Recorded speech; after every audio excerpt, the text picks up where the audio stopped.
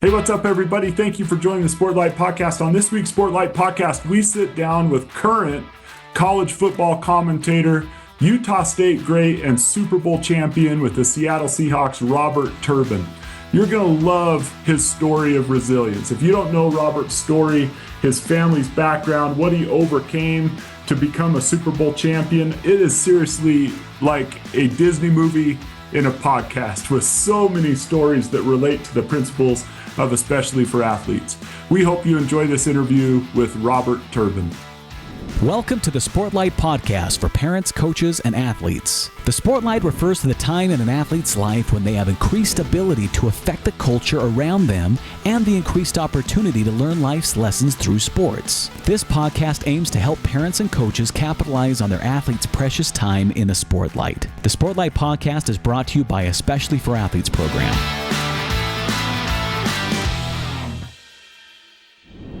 Well, Robert, thank you so much for joining the Sportlight Podcast. So excited to have this conversation with you. You and I got to meet at the sports bash that was held here in Utah back in July, I think it was, and it was an awesome event. But I had the chance there to interview you and get to know you, have some conversations, and I'm so excited for people to hear your perspective and what makes Robert Turbin tick. And there's a lot of depth to you, and I'm excited for not only our listeners but the young people who will get to hear little snips as we go throughout the nation and teach these things. I just am so excited for people to know and learn from Robert Turbin. So thank you so much for being here today. Yeah, thanks for having me. Obviously, the event, the Sports Bash, was a fun event, and it was great to meet a ton of people, including you. And I appreciate the invite to come on to the podcast, and I'm happy to share my perspective on things and my story. Yeah, awesome. I'm excited for people to hear it. And what people might not know, so you are a proud Irvington High School in Fremont, California graduate, and took that high school football program farther than it had ever been. You and your group of friends there. And in fact, before this, in our pregame or in our pre-talk here, before we hopped on here, you said that your favorite football moments in life happened at Irvington High School. For perspective, you went on and starred at Utah State, led them to heights that they hadn't been in a long time, and then went on and played for the Seattle Seahawks. And you still think that Irvington High School football was the pinnacle of football for you. Why is that?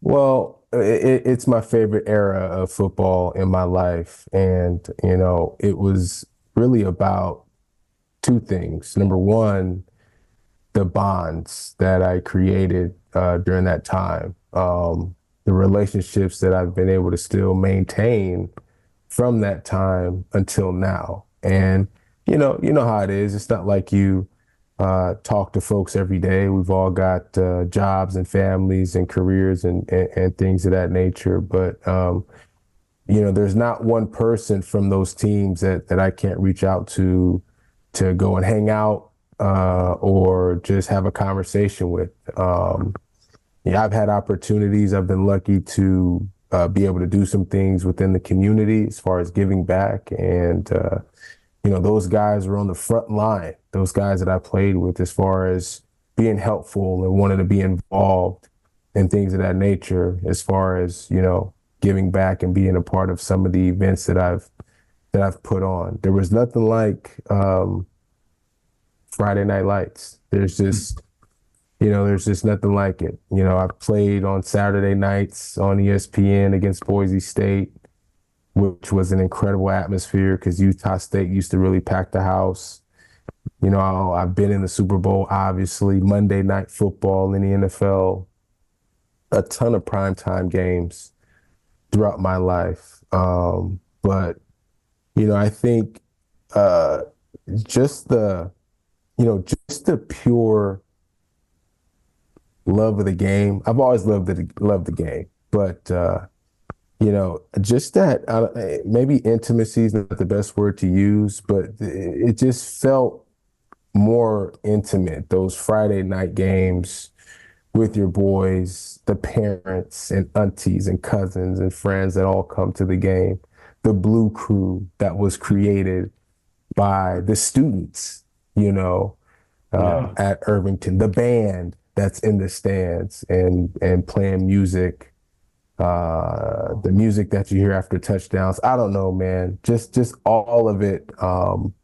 Those were special times, and we did some things that Irvington was never able to do. I mean, we're talking about high school football, but we went to our championship game, our version of it, at least in Northern California, the North Coast section, which they call NCS, my junior year. And we were a game short of appearing again my senior year, but nonetheless, there were just some really special times.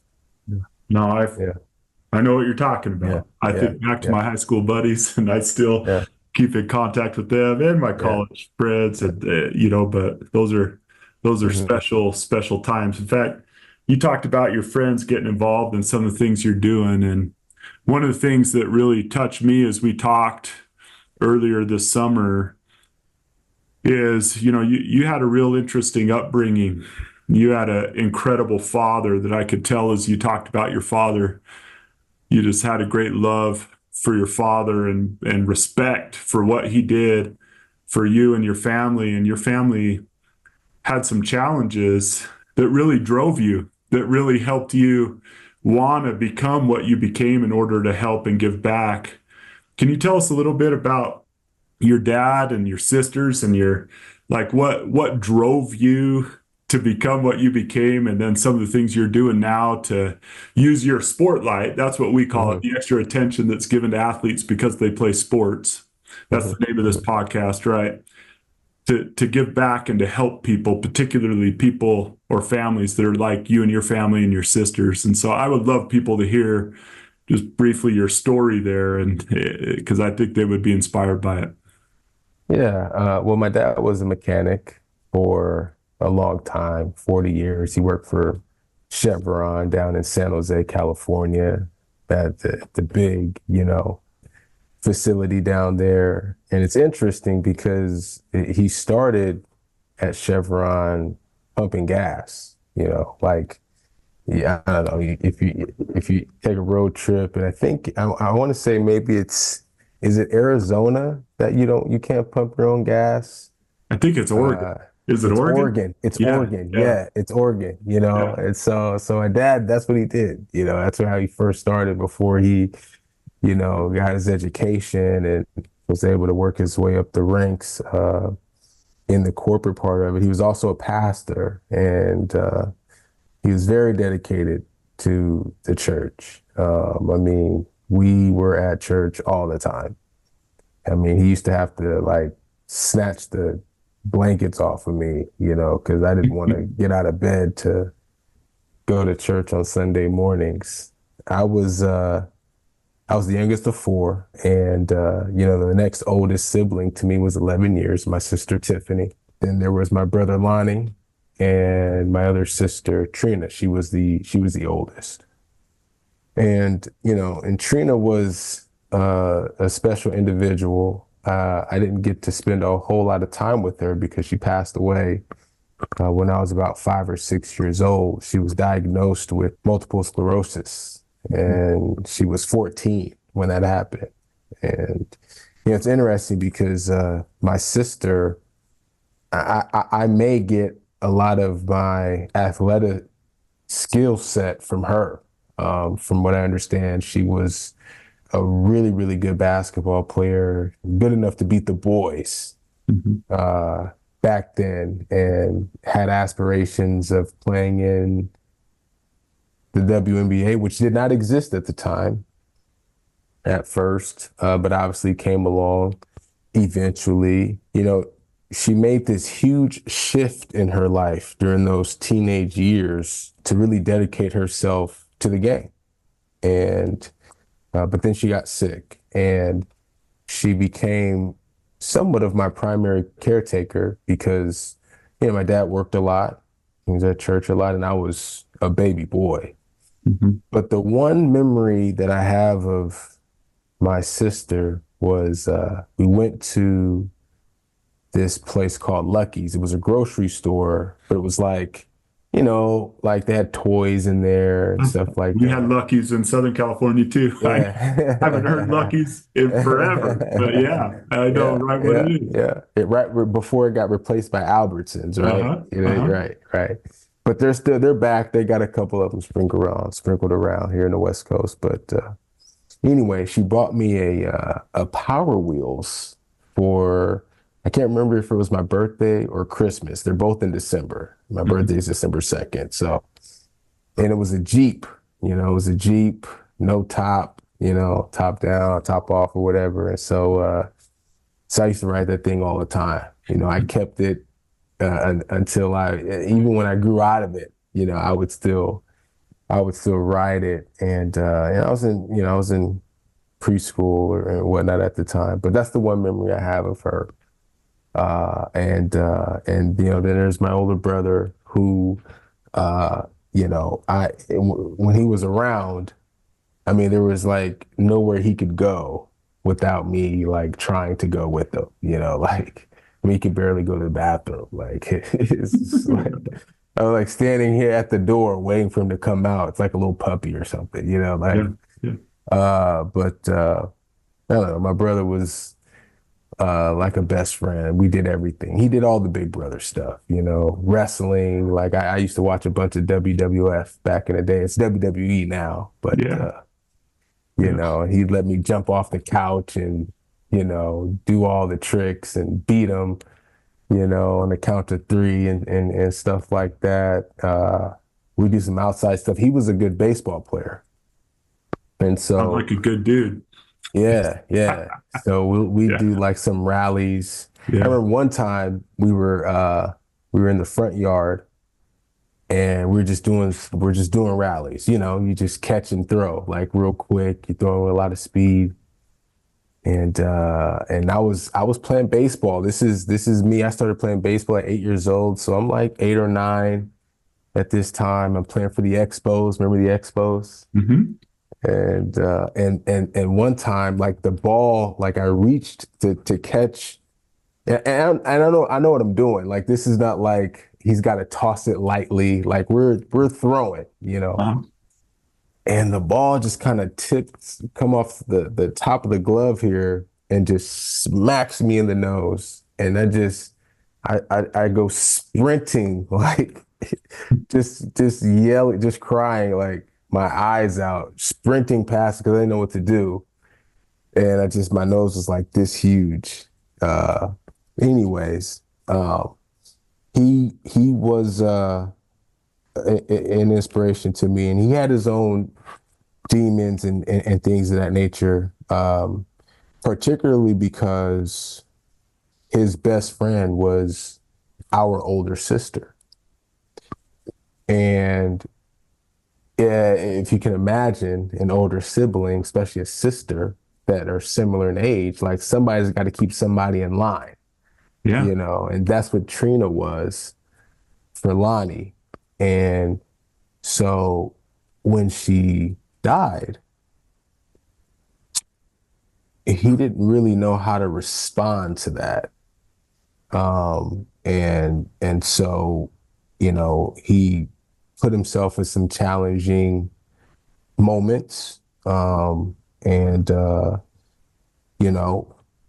it had some difficulties to sort of, iron out in life with drug abuse and things of that nature, in and out of jail and doing those types of things. It was almost like he was rebelling the death of our sister in a way.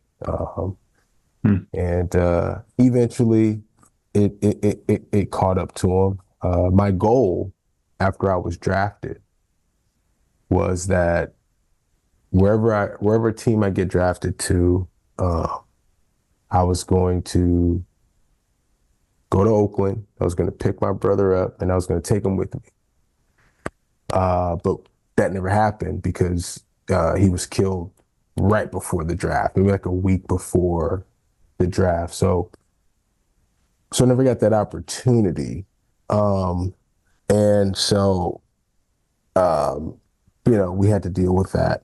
My older sister, Tiffany, she's great. She was the strongest person in our family. She was born with the severe form of cerebral palsy.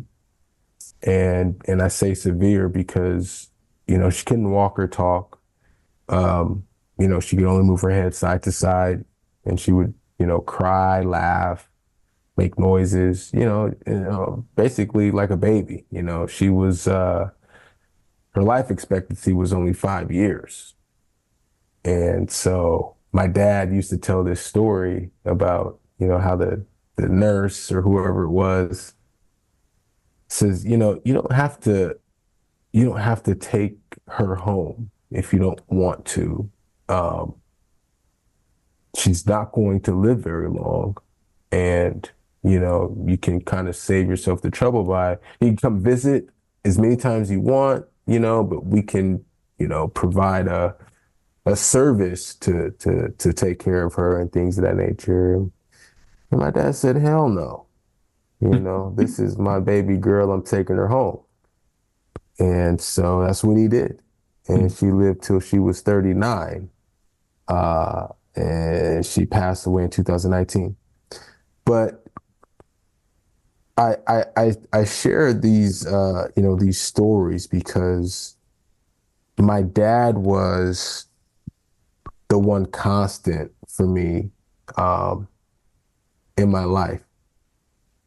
And one day I just started looking around, because when you're a kid and your dad's at work all day, I didn't grow up with my mom. I had to start taking care of my sister at 8 years old, changing diapers and things of that nature. You're almost like an adult as a kid. I had to learn how to make food and cook and do all of these things to take care of myself and my sister. At times, I used to have to bring her to practice with me. And if she got uncomfortable, I had to leave practice early and go home. Luckily it was walking distance. And so, when you're in that situation, you could really go either way. I mean, I'm making my own decisions. Now, my dad and the church really established some very, very key values for me in my life, which led to a lot of success for me, I believe. But, I'm looking around one day because I was a knucklehead too, Chad. This wasn't like we were all knuckleheads. Yeah, right. I was sneaking out of the house as a teenager, just whatever, And my dad used to always just throw these little, hey, be careful who you hang out with. Just throw these little nuggets out there, Mm-hmm. Hey, don't be afraid to be different. You don't have to be like everybody else, not out of like anger. It's almost like he knew and didn't want to like tell me he knew. Instead, he would just throw these little nuggets out there. I'm like, and as a kid, I'm like, does he know something? Like, did he?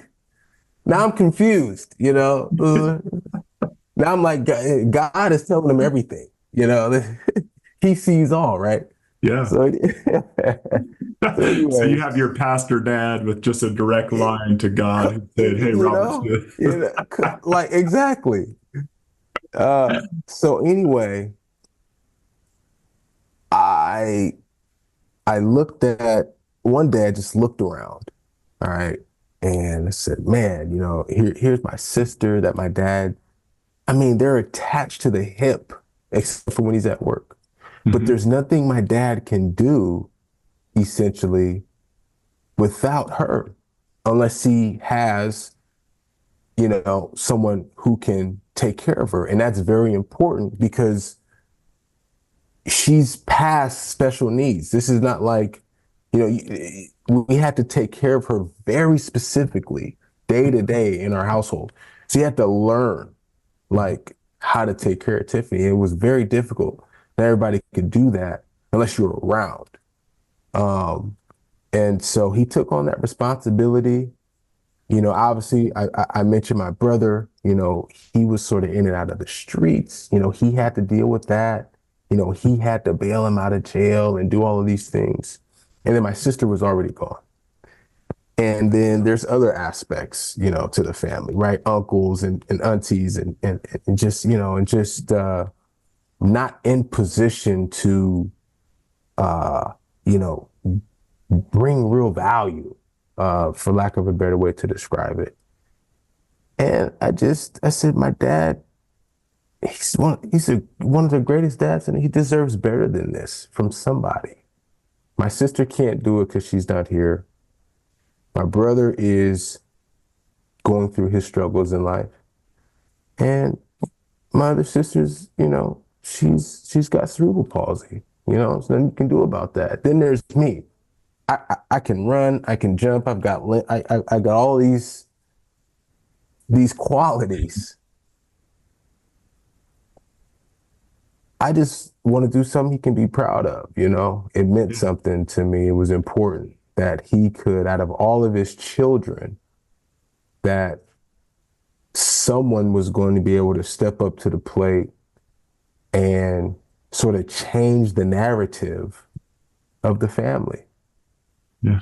And bring a different outlook and perspective and success, all right, to the last name Turbin. And I once I made that decision, it was over.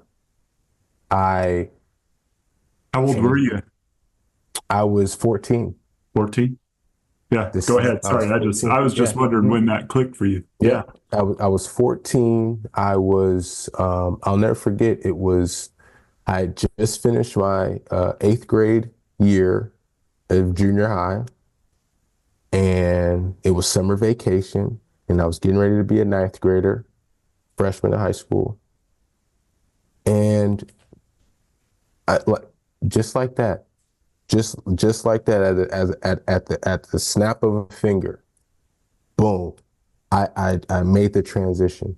And I told my friends, I go to, the friends that I felt like were, doing things that weren't fit for where I was going now. Mm-hmm. I can't hang out with you anymore.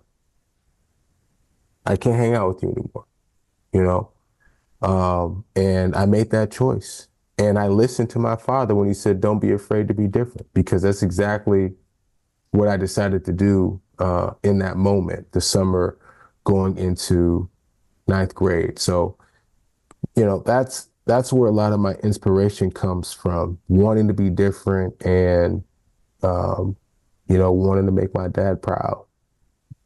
Dude, you shared some of those aspects. Now you just shared more, but I can't imagine how proud your dad is of you. And your dad sounds like a real man, like a man's man. Yeah. Yeah. He's most folks who have had the opportunity to meet him, because he went to a lot of Utah State games. I mean, he drive out from California. And he came to a lot of Seahawks games, and I can't tell you how many people come up to you and say, I sat next to your dad at the game. He was awesome. Yeah. Did he talk your ear off? Because is that what he's like? He'll do that. He'll do that. He's very very conversational.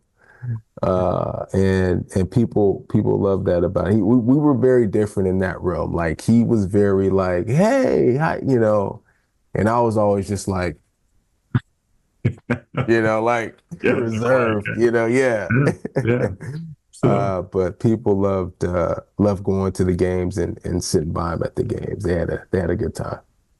well, and you took your position then as an athlete. You went on, you did great at Utah State. We'll get a little bit into why you chose Utah State, because I love that story too, when we get into talking a little bit about resilience. But then you go to Seahawks, and now you have this platform. And from what I understand, you try to use your position now and the things you've accomplished to try to help families that are in the situation that your family was in, to try to help those with cerebral palsy, with MS. Because you've experienced firsthand the stresses the pressures, the weight that comes to a family as they deal with those things. And Mhm. I think that's so cool, man, to like trace your story through, to have experienced it, Yeah. have it click at 14 and say, I'm doing something different here. Yeah. I'm not afraid to be different. Going on to do everything you've done, and now you're in a position and do intentional things to try to help families in that situation. That's exactly what we're talking about with the Sportlight. Like that is Yeah. Yeah. No, in man, that's little what and it's big all ways. about. Hmm. Yeah. People used to ask me when I was younger and I wanted to be a professional athlete, they'd ask me why. And my answer was always because I wanted to put myself in a position to help others and give back. That was always the number one goal. Hmm. It was never about like championships or like becoming famous or like being a millionaire or anything like that. Like I just wanted a platform. I wanted to be in position to, do cool things for the the younger generation and within my own family. I mean, that's really what the priority was for me. And so it's been a blessing to be able to do that. I started a foundation called the Running for You Foundation, and I named it Running for You because um, I've been a running back since I was 10 years old. But whenever I was running a football, I wasn't just running for myself, selfishly. I was running for you, to be able to put myself in position to be able to serve others, for my dad, for my sister, for, the next high school kid with a big dream, et cetera, et cetera. I mean, that was my reason. So that's why I named it that. And we support people with cerebral palsy and MS, multiple sclerosis. Obviously, two diseases that impacted my family up close and personal. I didn't get to experience like the day-to-day stresses of multiple sclerosis because I was a baby boy. Yeah. What I do remember is I remember my sister in a wheelchair more than I remember her before she was diagnosed with MS. And she had to be in a wheelchair, But it impacts me so deeply because she passed away from it. Yeah. And obviously the studies and the research and the things of that nature back then weren't, available in the ways that they are now. Yeah. But anyways, that is where I, will launch my foundation out in Seattle when I was in my second year with the Seahawks. And, we've been going strong ever since. That's cool. And I understand your dad's passed away, right? I lost my dad in 2020, 8 months after Tiffany, my sister. And so, it's been a journey. Yeah. Like Your journey's not typical. yeah, You've had quite the journey, both the yeah, NFL and all that stuff, but to go to that and also be experiencing all these other things. It's just a remarkable story, Robert. I bet as you've lived it, it feels pretty normal to you, but like when I hear about your dad, it's like he feels like a movie character to me. You know what I'm saying? he was in the movie Rollerball, 1986, or maybe it was 84. He was one of the background skaters. Oh, really? Yeah, because he skated professionally in the roller derby. I don't know if I ever told you that. And, he skated professionally in the roller derby, illegally, by the way, okay, because you had to be 21 and he was 18, right? He lied on the paperwork. And I think he did it for 4 years because so he was 18, maybe he was 17. He was 17. So 17, 18, 19, 20, and then 21. So 4 or 5 years, because 22 was when he was ordained to be a pastor. Mm-hmm. And I believe when he was 21, that's when he started working at Chevron. Okay. Or maybe it was 22. So it's one of those 2 years. So anyway, so he skated professionally for 4 or 5 years. And here's one thing that's crazy. So his nickname was Spider. I don't know why, but they called him the Spider. Okay. In fact, one of his teammates from back then just recently hit me up on Facebook, maybe like 3 weeks ago, said, hey, I think he's got some memorabilia or something like that. I don't know. I don't remember what the message was, but it's interesting because my son is going to be 8 in September, and he's a lefty like my dad was and my brother. And his favorite Marvel character is Spider-Man. So like everything we do is centered around like the Spider-Man, like the flips and the stance. And he kind of reminds me of like, it's a weird thing, but it's like, he reminds me of my dad, like he wears his pants up super high, like it's just, I'm just like, are you my dad? Like what is this? What's going on right here? Oh, that's cool. Yeah. That's So, awesome. no, he was great, and unfortunately I lost him, and but I keep him with me every day. Yeah. Well, he just sounds like an incredible man. Thank you so much for like sharing just that whole story, because that's why I wanted you to come on this podcast when I met you, is, to have that click as a 14-year-old boy, that we would say it this way. I know it's not the way you said it, but I want my Sportlight to grow brighter so that I could do good with it. Mm-hmm. Like I want to help people. And that's just so incredible to me. Thank you for sharing that story. I'm wondering, Robert, if I could kind of do a little rapid fire with you. Is that cool? Just of course. About some certain things. Like we have 4 core principles. We have 4 core principles that we talk about, and we like to take these little clips and we like to share them with young people as we teach these principles. One of them is win the hour. What we're trying to help young people realize is that, it's like every hour of a day is a competition, right? It's you win the hour by doing what you need to do to get the most out of that hour that day. So if you're in class, you're taking notes, you're sitting front row, you're listening to the teacher, you're asking questions, you're helping your neighbors. Like that's how you win the hour. When you're at practice, you're there, you're present. And we try to help them understand that there's a price to becoming great, to achieving your goals. As you've gone from that 14-year-old boy who's like, you know what, it clicked, I'm going to be different, like my dad said, and I want to accomplish these things in my life.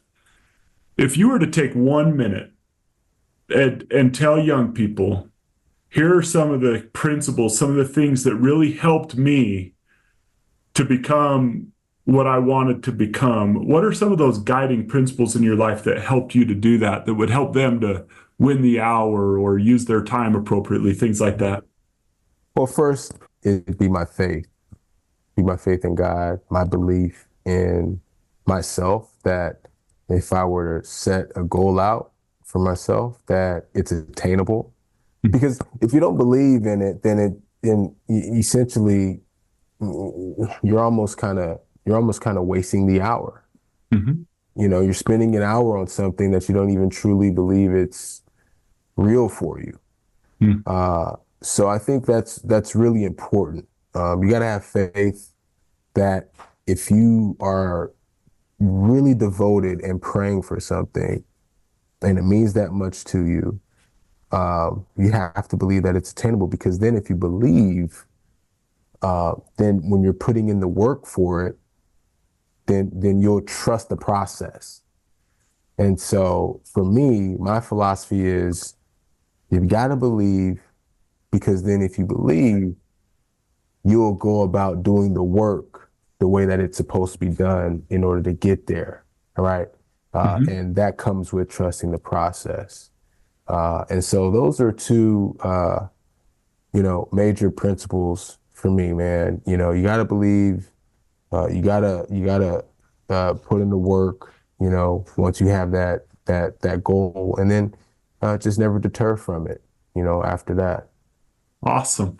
I love that. We had actually a wrestling coach, college wrestling coach, just came from NC State, Adam Hall, and he's now at UVU. They're trying to build Utah Valley University into the wrestling program in the West. And but he talked about something that you just said there. It's interesting that when you talk to these great athletes, great people, he said he focused on consistency over motivation.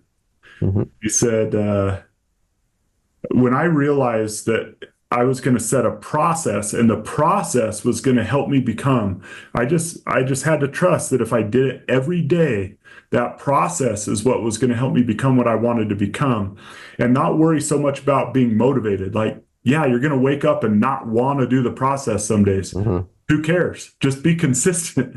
Just keep getting up and doing it. And so it's just interesting. We interview a lot of athletes, and it just seems that those who attain these heights, it seems like what it is they have really learned a process and trusted it and been more consistent than the average person. Yeah, I mean, consistency is huge. I'll tell you right now, there were a lot of practices at Utah State that I didn't, wasn't quite in the mood for, workouts, especially in the summer, those conditioning drills and things like that. Don't nobody feel like doing that. We don't want to do that. No. Yeah. But it is about consistently putting in that work. And then, Chad, also, it's not just consistency within the work that you're doing as it pertains to the goal, but it's also the consistency in how you live your life, the day-to-day stuff, away from football or whatever it is. I also felt like that was an advantage for me too. Part of that decision making that I had at 14 years old, like I grew up different. Like I'm in Cali, I'm in the Bay. Like this is not like I'm around stuff. Yeah. Daily. You know what I mean? Like, I walk off campus, like, there's a group of 13 and 14 years old, like smoking weed. Like this is not, your typical area, I guess. You know what I mean? Like, there's stuff going on. And I decided to separate myself from that. And I got scrutinized for it to a certain degree, but I had to be consistent about it. Well, when I got into high school, I didn't smoke weed with everybody, and therefore I couldn't kick it with certain people. That's fine. Okay. I got called a square because I didn't go to the parties and I didn't drink beer and stuff like that. Like Turbin, man, Turbin is a square. They'll use other words, like, where I'm from. And I'm like, okay, that's cool. I didn't date any girls when I was in high school. Zero, just because I just didn't want to be distracted from the ultimate goal. And I was consistent with that, and so cool. it goes in all ways, that consistency. That's awesome. Another one of our principles is to build resilience. We wrote in our book, The Sportlight, that one of the greatest gifts that sports gives to an athlete is the opportunity to experience failure and learn to respond to it. And man, when I hear about your life with your sisters, with your brother, I'm sure that was hard to see your brother who you love, who is this hero to you, go kind of in and out of those, fighting those demons and losing your sisters. And you have some muscle within you that helps you to respond appropriately instead of coming up with an excuse to respond in a way that will bring productivity. What would you help us understand that would help young people be resilient and build resilience? Well, my dad used to say, because it when adversity would strike in our family, it almost it's like that. Do you even care what's going on right now? Or what, like, how are you so nonchalant about this? You know, but it was just his approach, his way of handling things, and he had a strong faith. But he used to say very simply, there's two ways to handle good things that come your way and bad things that come your way. And you can either respond positively or negatively. It's as simple as that. Hmm. And if you respond negatively, well, then you've seen those results up close and personal. You resort to, the streets or, or pills or whatever it is. Those are the negative responses. Those are the easy way out. Yeah. Okay. And we've even seen, before you continue your thought, even to a lesser degree, but still is damaging sometimes. Like you go to making excuses, you go to blaming people, you go to, you have a crappy life with a great excuse for it, Right. you do Right. that. Yeah. Anyway, and then you were going to say what Yeah. about positive? And then you can respond positive. It's like, how can I take this situation and make it a positive? How can I take the things that are going on in my household and use it to fuel me to turn it into a positive? Because the negative thing, at least in my world, would have been just to go ahead and, follow suit.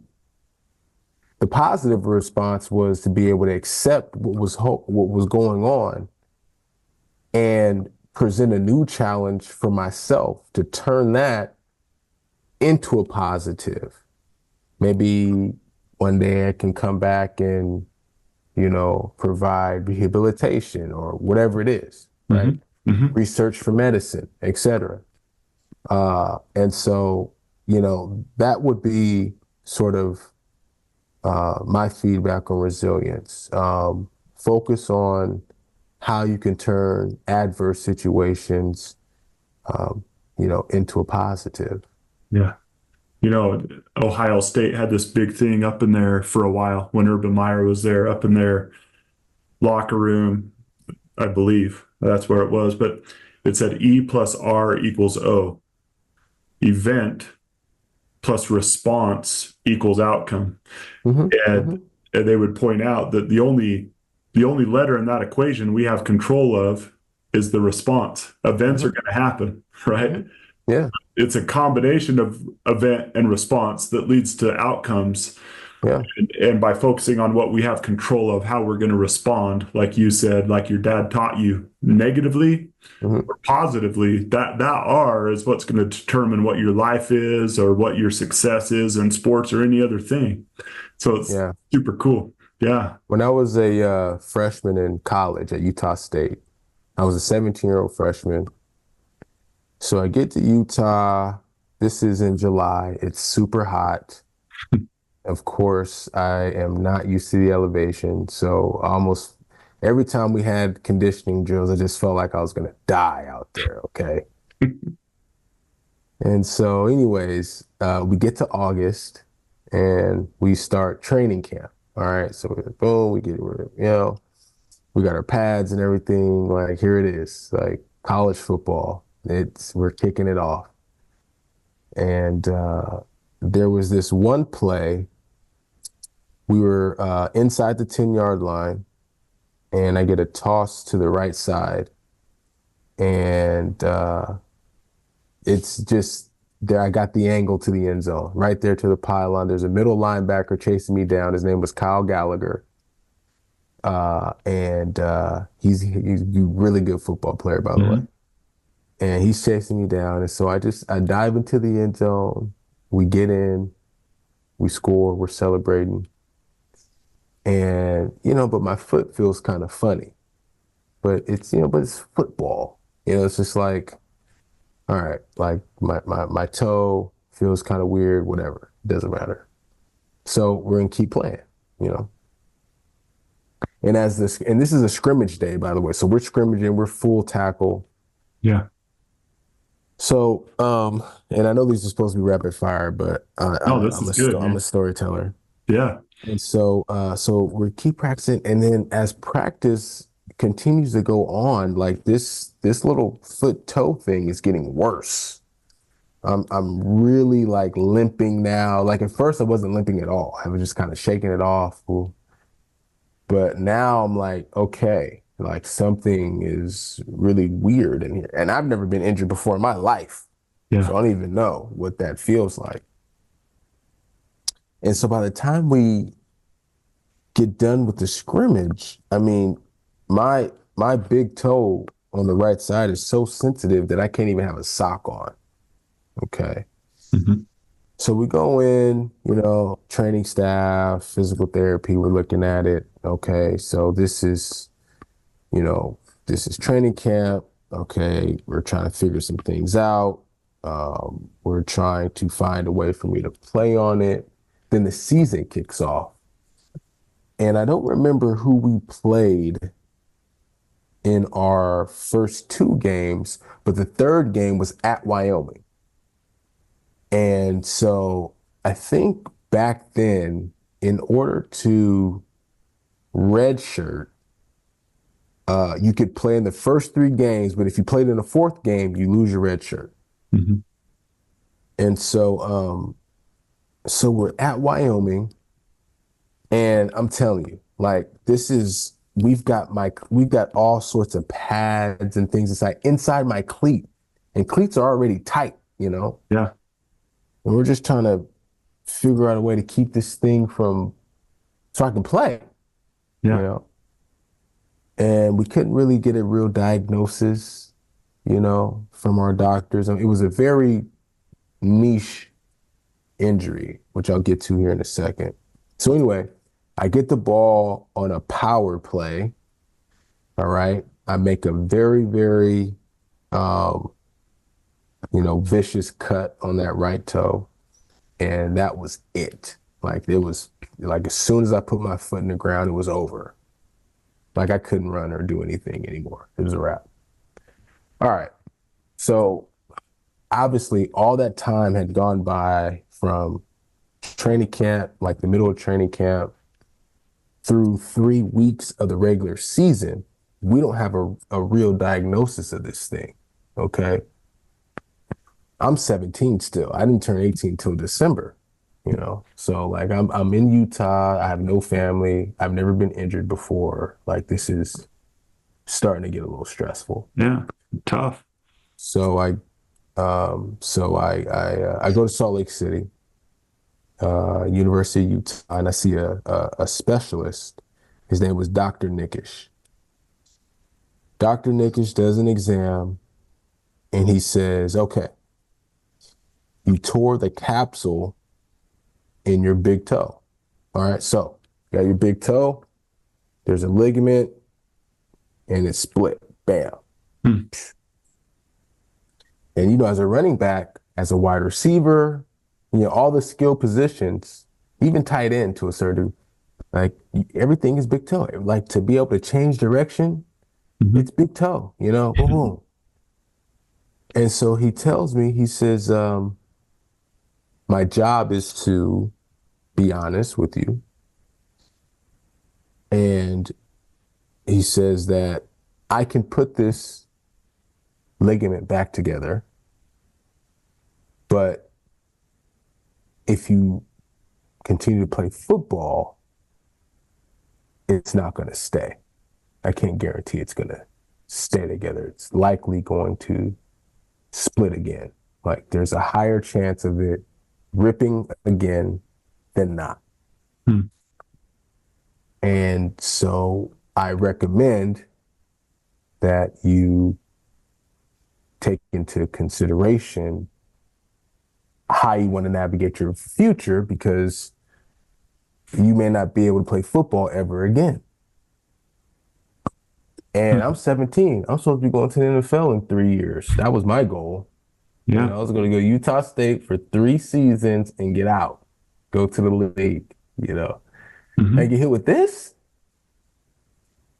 But, and it was tough to hear that in that moment. But I promise you, Chad, I 100%.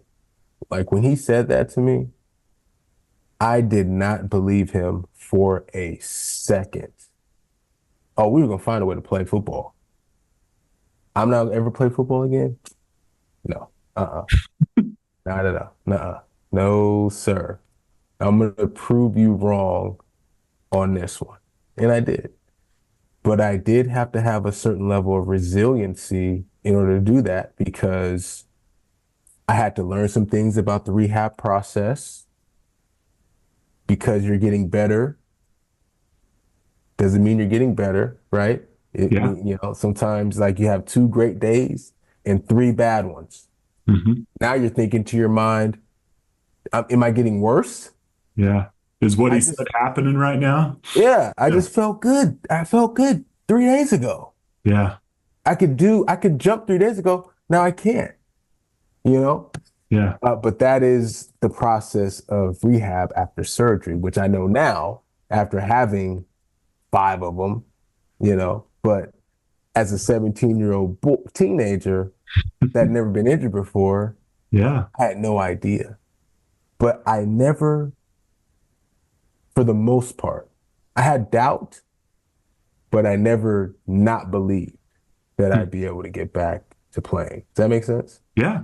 Yeah. So anyway, I So know that it's it a sounds long to me story. like that why, like that belief, it really That's it carry like that's what builds resilience. Like I believe in myself. I believe I could do this. I could but even what you said about win the hour, if I stick to this process, it's gonna bring about good results. Like if you do not have that belief, then it's almost like there's this connection between that belief and your process and resilience. Because if you don't have the belief or trust in the process, then you just give up and you let mhm. opportunities kind of Yeah, flow go out of by the your. wayside. Yeah, Yep. Yeah. yes, sir. No, I didn't know that about you because, you kind of get to know someone once they burst on the scene. And as a 17-year-old, you Right, hadn't really right. done Yeah, that. like I had a breakout year in 2009. Yeah. I rushed for what I don't know, 1,300 yards Yeah. and scored a bunch of touchdowns. I had to win the job in training camp. I had to Yeah. beat out some really good players. Once Coach Anderson got hired, and but yeah, that's it. It almost never happened. Yeah. That's cool. That's cool. Okay. One more. We try to teach our players or our athletes of all sports to compete without contempt, to compete without hatred. You don't have to hate your opponent to compete against them, that there's other things that fuel you, and you don't have to like hate or belittle or pretend that the person across from you is some horrible individual.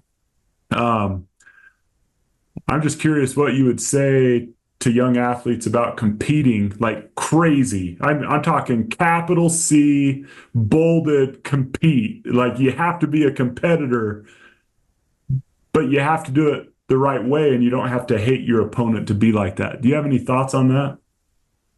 Yeah, that one is that's a delicate one right there. Do you know every competitor? Do you know every like we just had It- Britton Covey on, and we just had and Britton was like, I know what you just said is true. That was hard, man. That was hard. So I'm curious how you think that's delicate. That's a delicate one right there, man. Because let me tell you something, okay? Irvington High School, that's where I went to high school, okay? Uh-huh. Our rivalry was Washington High School, okay? Like those were our main guys. Yeah. And I remember junior year, a lot of trash talk. When we beat them, they didn't even shake our hands. They just walked off the field, including the coaches. Huh. Okay. And we beat them again senior year. To this day, to this day, with the exception of 2 people, that went to Washington. I can't remember one of the guys' names, but it's only because I respected his game. I respected his game. But there's another guy that I associate with only because I don't even know why. Only because I have to, maybe. You know, he coached at Irvington briefly later on in his career. So it's almost by default, okay, I have to associate with this guy. But I will not. I don't know, man. If you went to Washington, man, it's tough for me. It's tough for me, especially during that era. It's really tough for me. Here's the thing. The same coaches that coached at Washington High School were coaches of the best team in our Pop Warner League when we were, you know, kids. When I started playing at 10, 11, 12. Okay. I made the all-star team. So the first year they didn't have an all-star team. My 10-year-old year. My 11-year-old year, they had the all-star team. Or maybe it was vice versa. Anyway, those same coaches that coached at Washington were the coaches for the all-star team. Now, I'm not here to, you know, boast or anything. That's not even my personality. Mm-hmm. But it was no secret who one of the best players was in the entire league. Okay, we're talking about kids. We're talking about Pop Warner right now. Okay. Yeah. These coaches did not play me in the All-Star game until there were 3 minutes left in the fourth quarter, Shad. I'm sitting on the sideline crying. I'm in the game, getting the ball, I'm running and crying at the same time. And I never forgot it. I just never. So when they were at Washington, was there a hatred? You like it's tough. That's a tough question, Chad. I appreciate the honesty. It really is. But in general, what I would say is this: unless you have a unique story like that, mm-hmm. You know, competing the right way would be to focus on yourself and your team. One of the mistakes I made when I was coming up, especially in college, even when I first got to the pros, was like, I used to tell myself, like, man, I want to be better. I want to be better than Reggie Bush, and I want to be better than this player, and I want to be better than that player, which kind of takes the focus off of you, mm-hmm. where I should have been saying I want to be the best Robert Turbin. I want to be a better Robert Turbin today than I was yesterday. Yeah. Right. And that's where, to me, you know, competing the right way comes into play. Because once you start the comparison, then that's when you develop this like this ill will towards somebody else. For example, so I would say, oh, I want to be better than this running back. Then let's just say Reggie Bush. Uh-huh. So then when I would see Reggie Bush, I wouldn't talk to him. I walk right by him. I might mean mug him. Because I'm like, man, I'm going to be better than you. Mm-hmm. But why? When Reggie Bush and I, when we're both retired, can go into business together one day. Yeah. That is a network or connection that could have been established at that time. But I was so like invoked in this, like this attitude of competing and being better than this other person that now I don't have that anymore. Like there could have been a friendship there. We could have worked out together when we got to the NFL, trained. But now I don't have that luxury because that was the wrong approach of competition. Yeah. You know what I'm saying? Yeah, totally. And so that is where competing the right way, to me, like, comes into play. You know, be encouraging, Like, yes, you may have an opponent, but unless they go to BYU, you should always be open to developing those relationships with them. Hey, don't you? Isn't your former coach at BYU now, Is he? Anderson? Dude, Yeah, I think he what? is. Yeah, yeah.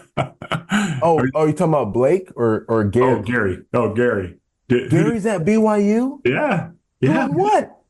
He's a consultant for the defense. See, come on, man. You can love BYU. Come on. I can't do it. I can't do it. I can't do it. I can't Oh, do I love your honesty. it. I can't do it, man. And it's just like the Washington story when I was in high Yeah. school. When it gets a little bit personal, Yeah. Yeah.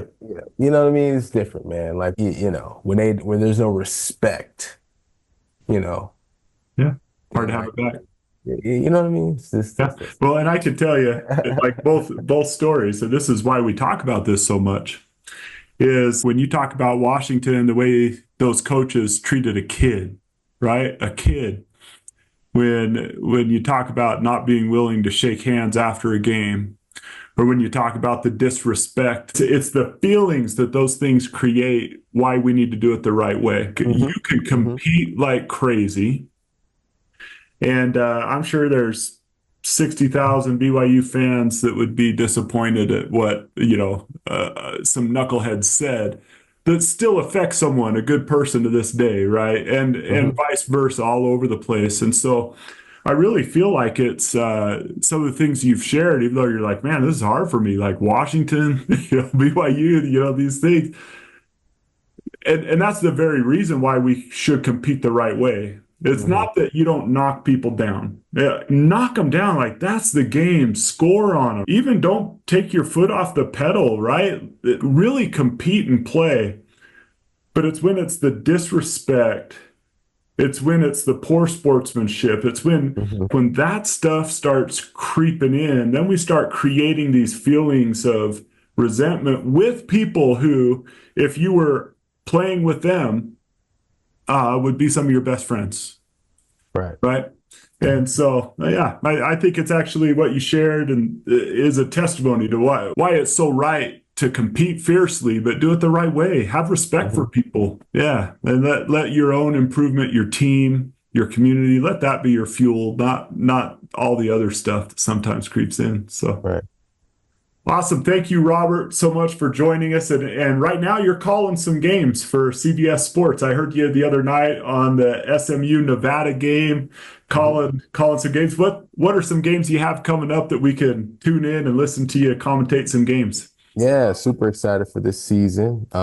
This is my third year now as a color analyst for CBS. I've been very blessed to be able to be in this position doing this. I have a lot of fun with it. It is really a lot like game day. But I'll be at Air Force this upcoming weekend. They're playing Merrimack, who used to be a Division II school. Now they're a Division I FCS school. Mhm. The following week will be really cool. I'll be on the call for San Diego State at home against Oregon State. So that'll Cool. be a really fun one. That's prime time, 7:30 p.m. Pacific. And then later on in the season, I think maybe week 7 or 8 or 9 or something like that, I'll be at Utah State when they host Utah. And Sweet. then I'll be on the call for that game as well. So I'm excited.